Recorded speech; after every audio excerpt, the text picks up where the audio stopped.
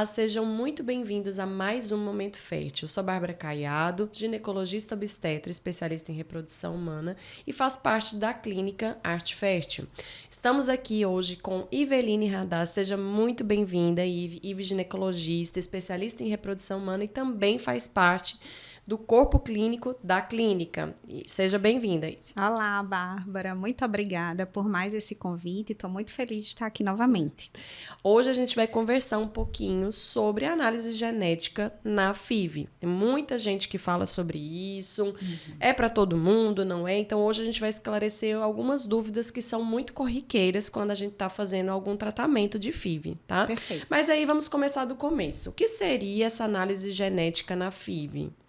A análise genética é uma forma de eu avaliar esse embrião antes de eu colocar dentro do útero em relação a alterações genéticas, cromossômicas, rearranjos estruturais, doenças gênicas. Temos algumas formas de análise genética que vão ser indicadas dependendo do caso do casal.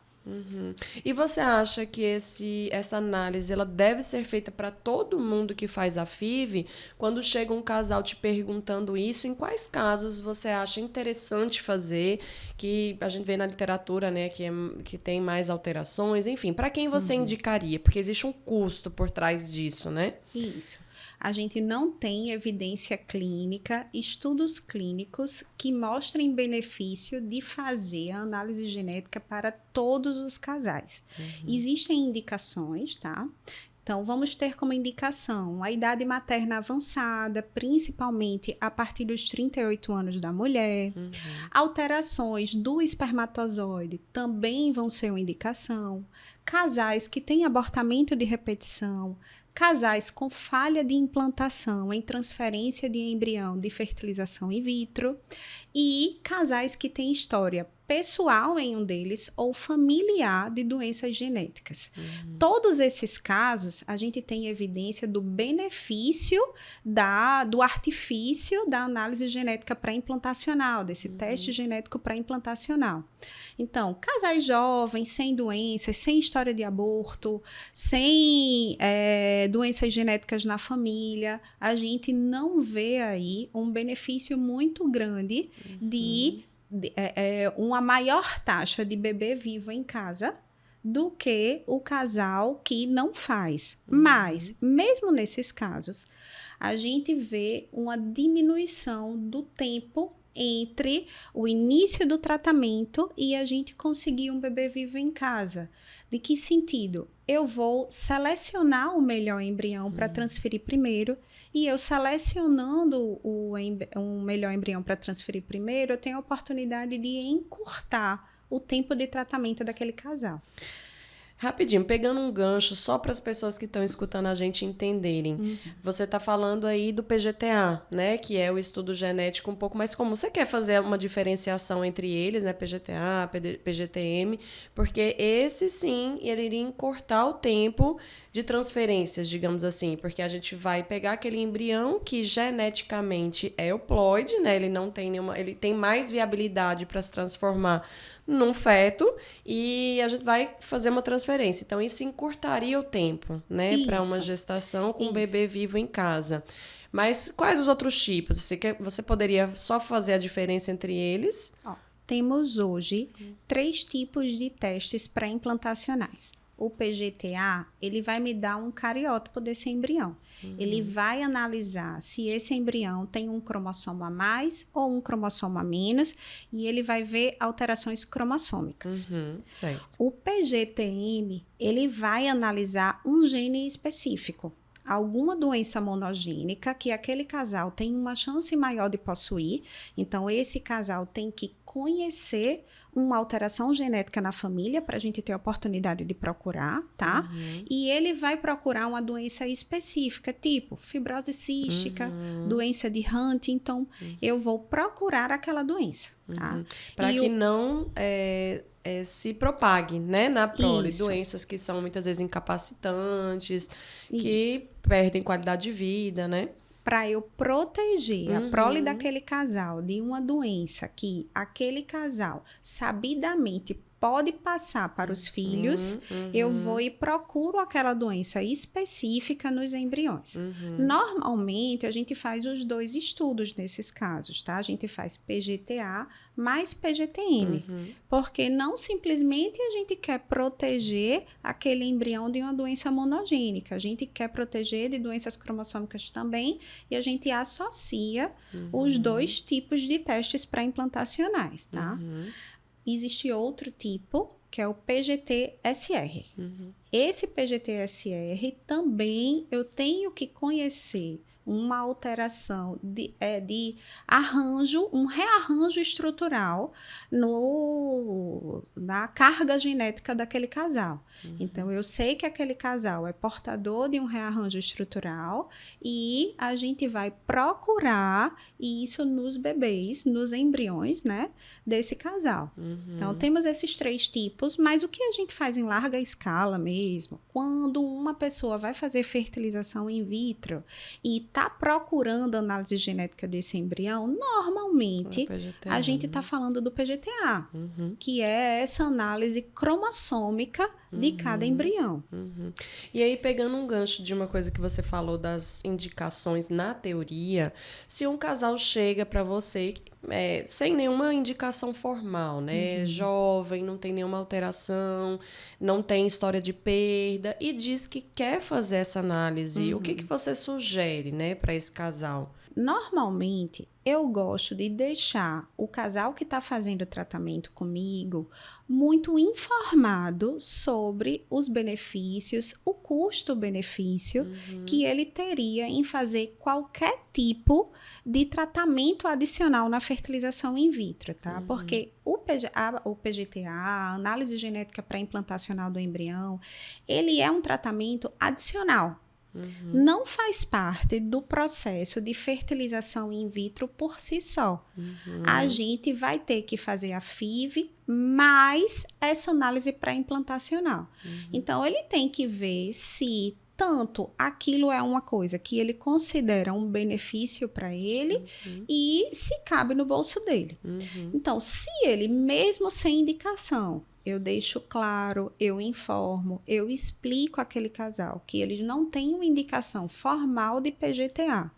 Mas se mesmo assim eles desejam fazer, eu não costumo me opor, tá? O tratamento é do casal e se eles tomam uma decisão informada de que desejam fazer PGTA, mesmo sabendo que eles não têm uma indicação formal e mesmo sabendo que eles vão ter que pagar mais por isso, normalmente eu acato o desejo deles e a gente segue, tá? Mas que eles tenham a consciência, né, de que eles estão fazendo aquele tipo de tratamento adicional sem uma indicação precisa.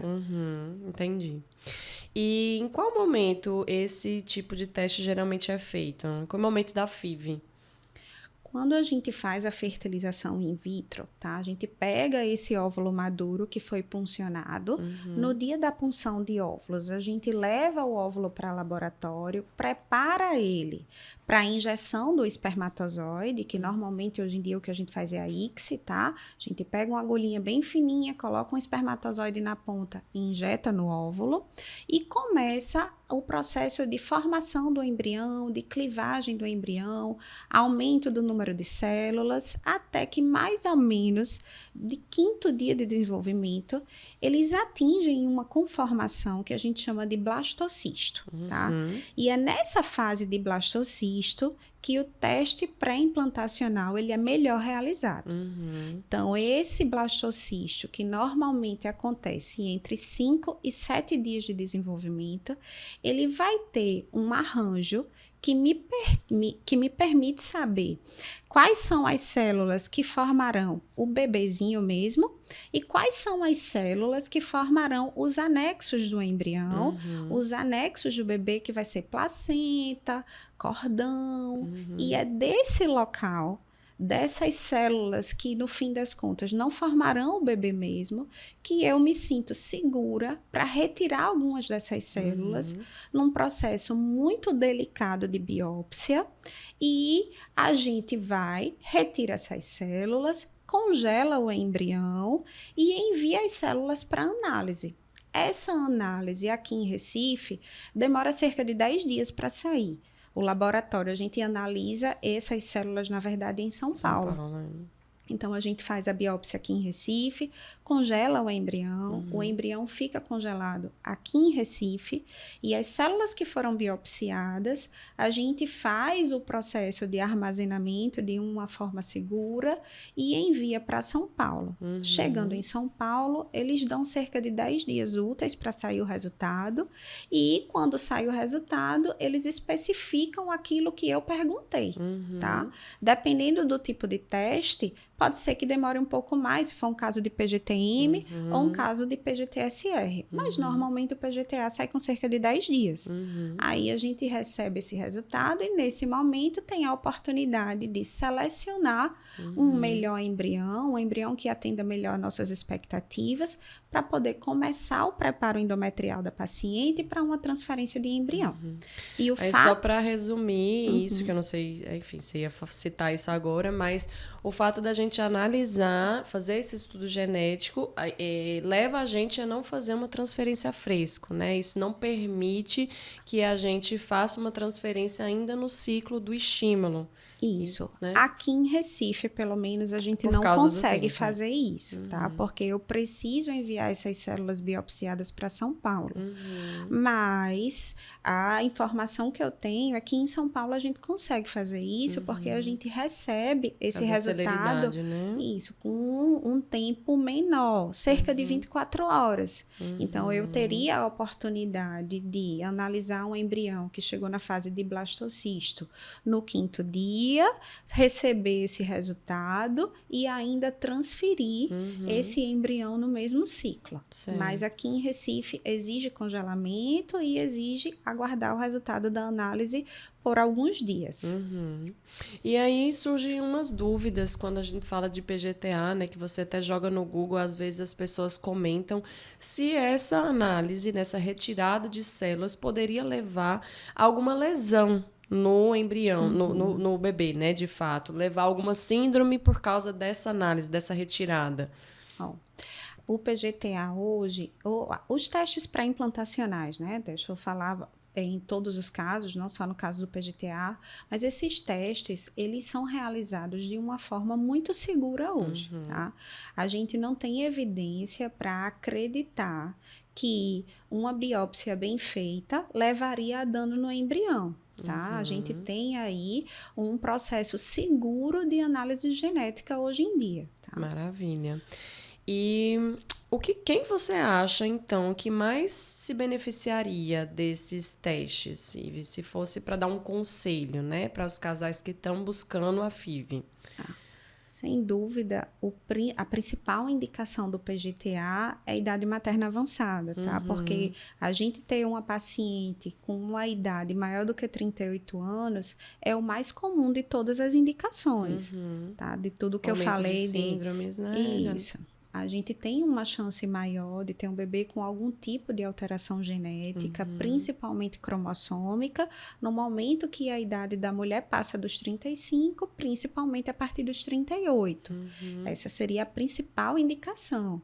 Mas as outras indicações também são muito bem aplicadas, tá? Falha de implantação, abortamento de repetição, fator masculino, história de doença genética na família, são muito bem aplicadas. Em todos esses casos, a gente vai aumentar a taxa de gestação e diminuir a taxa de abortamento no momento que a gente aí tem a oportunidade de fazer uma análise genética pré-implantacional do embrião. Sim, maravilha. E ele é 100% confiável, esse teste? A gente pode ler e dizer, não, meu bebê não vai ter nada, não tem risco de ter nenhuma alteração.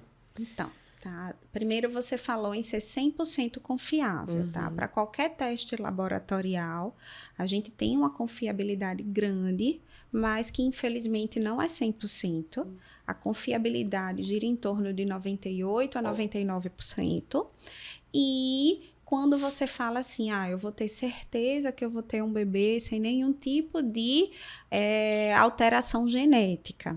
Genética é uma ciência muito ampla, em que a gente ainda tem aí muita coisa que não consegue elucidar, né? A gente ainda precisa descobrir. Então, no momento que a gente faz um PGTA, faz um teste pré-implantacional, por mais que a gente consiga proteger aquele casal de muitas doenças e realmente ajudar muito aquele casal a ter um bebê saudável em casa, não é uma coisa que chegaria perto de 100% de certeza, tá? Porque é o mito do bebê perfeito. O fato do bebê ter algum tipo de alteração cromossômica é diferente de eu proteger ele de qualquer doença genética, tá? Sim. É muito comum que alguns casais cheguem no consultório perguntando em relação à possibilidade de a gente afastar autismo, que se tornou realmente uma condição muito comum hoje em dia, né? E isso faz com que os casais que estão aí tentando engravidar desejem se proteger de um filho com essa condição. Então, eles perguntam muito sobre autismo. Doutora, eu consigo proteger o meu bebê de ser uma criança autista fazendo um teste genético pré-implantacional? Infelizmente não, tá? O autismo é uma condição multifatorial e eu não consigo proteger simplesmente fazendo um cariótipo daquele embrião. Então, uma criança que tem autismo, ela é uma criança com um cariótipo completamente normal. Então, eu não consigo prometer um bebê sem nenhum tipo de doença genética no momento que eu faço o PGTA. Mas eu consigo prometer com cerca de 98%, 99% de confiabilidade que aquele bebê não vai ter nenhuma doença cromossômica, no caso do PGTA. E o que seriam doenças cromossômicas? Esse bebê não vai nascer com síndrome de Down, esse bebê não vai nascer com síndrome de Edwards, Patau, síndrome de Turner, síndrome de Klinefelter, muitas doenças cromossômicas que, no fim das contas, são relativamente comuns quando a gente fala de doenças genéticas raras. Então, essas doenças são relativamente comuns e eu vou conseguir proteger esse bebê dessas doenças com quase 100% de certeza. Mas muitas outras doenças hereditárias ainda podem ser herdadas e esses bebês podem nascer com alterações que, por mais que sejam congênitas, ele nasceu com aquilo, nem sempre está relacionado a um gene em especial, como cardiopatias, por exemplo. Muitas vezes esses bebês têm uma carga genética completamente normal, mas durante o desenvolvimento embrionário ele acabou com algum tipo de alteração estrutural no coração e nasceu com a cardiopatia, tá? Então, eu consigo proteger muito esse casal, mas não chega nem perto de 100%, tá? E agora uma dúvida também que é comum quando a gente tem um casal que é um pouco mais velho, né? Mais do que 37 anos, como você citou aí, e busca a FIV por alguns motivos, e na FIV escolhe fazer análise genética. Às vezes acontece de, nessa análise, não ter nenhum embrião euploide, e aí isso diminuiria, às vezes, a possibilidade de uma transferência, enfim, de completar o processo, né? Isso acontece, é muito frequente. Graças a Deus, isso não é muito frequente, mas isso acontece.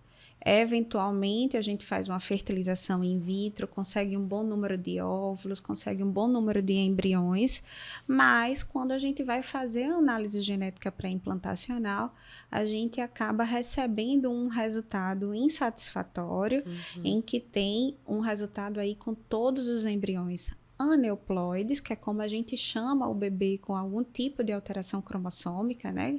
A gente chama o embrião com algum tipo de alteração cromossômica, e a gente tem que realmente acolher esse casal, conversar sobre o resultado, explicar as possibilidades e o mais indicado seria tentar um novo ciclo de fertilização in vitro, já que a genética é, no fim das contas, uma loteria, é tentativa e erro. A gente... Não quer dizer que vai ter novamente, né? infelizmente, algumas situações fazem a gente ter um risco aumentado de aneuploidia. Mas o fato de um casal, em um ciclo, ter tido um número de 100% de embriões aneuploides, não quer dizer que se eu tentar novamente, eu vou ter 100% de embrião aneuploide também. Sim. E o indicado, inclusive, é tentar novamente. Tá? Quanto mais óvulos eu tiver, mais embriões eu vou ter e eu vou ter novas chances. Mais possibilidades, né? E no momento que eu tenho novas chances, eu tenho alguns casos de pacientes, de casais, em que a gente fez um ciclo e não conseguiu nenhum embrião euploide ou conseguiu apenas um embrião euploide e a gente decidiu ir para um novo ciclo e no novo ciclo a gente tem um resultado muito melhor, nem se compara ao resultado que a gente teve no primeiro ciclo, tá? Mas realmente é tentativa e erro, é complicado a gente pensar em fazer um novo ciclo porque muitas vezes o casal não se preparou nem financeiramente, nem emocionalmente para fazer 2 ciclos, mas quando a gente só tem embriões alterados, infelizmente, é a opção que a gente tem. Maravilha. E algumas dúvidas só para finalizar. Muita gente confunde essa análise genética com selecionar embriões, né? Ver cor de olho, cor do cabelo. O que seria isso, né? Qual que é a diferença dessa análise genética com esse tipo de escolha? A fertilização in vitro, né, ainda é uma área, a reprodução assistida ainda é uma área que as pessoas têm pouca informação sobre ela e existem muitos mitos. E muita gente acredita que eu tenho a possibilidade em laboratório, em clínicas de reprodução assistida comuns, de preparar um embrião com as características físicas, genéticas que eu desejo, que eu posso escolher isso. Mas isso não é uma realidade, tá? Nem de perto. A gente não consegue preparar um embrião e dizer assim, eu vou preparar embrião desse casal e vou escolher olhos verdes para colocar nesse casal. Ou eu vou escolher tal tipo de cabelo, ou eu vou escolher o sexo para que eu consiga manipular geneticamente aquele embrião em laboratório. Isso não é uma coisa possível. A gente consegue simplesmente formar um embrião e receber uma análise genética em que a gente não consegue ver essas características físicas específicas, tá? Isso não é uma possibilidade. E para quem tem dúvidas, né, se esse tipo de tratamento é coberto pelo SUS, esse tipo de análise, desculpa, né, porque tratamento a gente sabe que tem. Ele é feito pelo SUS em algum local do Brasil? Eu não consigo dizer isso com certeza, tá? Assim, em algum local do Brasil eu consigo fazer esse tipo de análise pelo SUS, mas eu acredito que não. Aqui em Recife, quando a gente teve um serviço de reprodução assistida, que era realmente 100% SUS, a gente não tinha a oportunidade de fazer análise genética dos embriões.